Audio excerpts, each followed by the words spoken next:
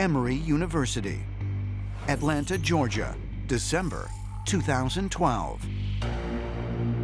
After years of work, mathematician Ken Ono and two of his former students come up with a groundbreaking mathematical formula that will allow scientists to study black holes in an entirely new way.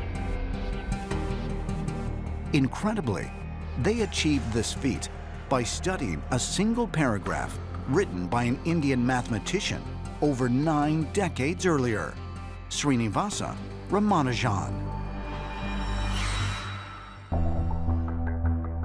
Srinivasa Ramanujan was an Indian mathematician who is unlike any other genius in world history.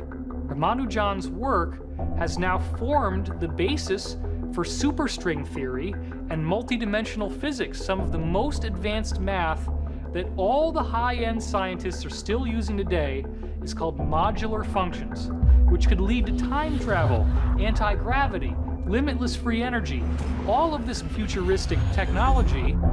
He was able to take a little that he knew farther than most mathematicians would be able to take them. He had the vision to see what was important. There are just so many beautiful ideas that he had, some of which are just waiting to be developed. Ramanujan made breakthroughs in integral calculus, which can be used to determine the drag force buffeting a wing as it slides through the air, or the gravitational effects of the Earth on a man-made satellite. But perhaps what is most noteworthy is that Ramanujan insisted these baffling theorems were not simply the product of his own genius. He claimed they were communicated to him by an otherworldly being.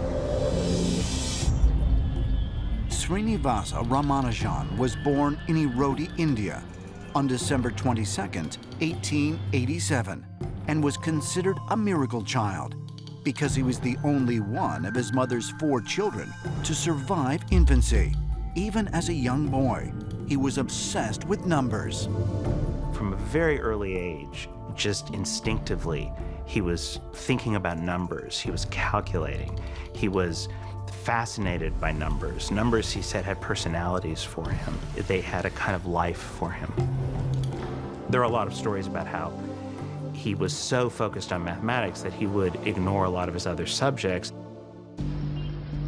Ramanujan grew up in the town of Kumbakonam, in a house within view of the impressive Sarangapani Temple.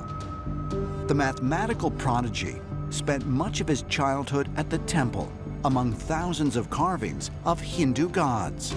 According to Ramanujan's childhood friend, he would often go to the temple and work on mathematics. Friend had a memory of coming into the temple and finding Ramanujan with all these inexplicable figures surrounding him.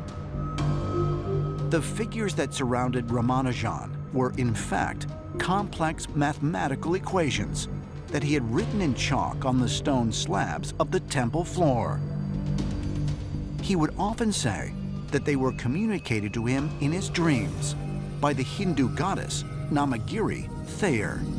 He always insisted, and he was very adamant about this, that the mathematical discoveries he made came to him in dreams and visions provided by the goddess Namagiri.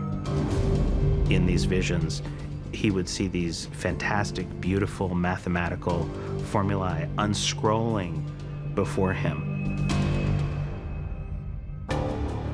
Numerous times throughout Ramanujan's youth, he would abruptly vanish for days at a time, then return home without explanation. His neighbors considered him to be psychic, and he suggested that numbers connect us to higher powers in the universe. Could it be that Ramanujan really was receiving information from an otherworldly being?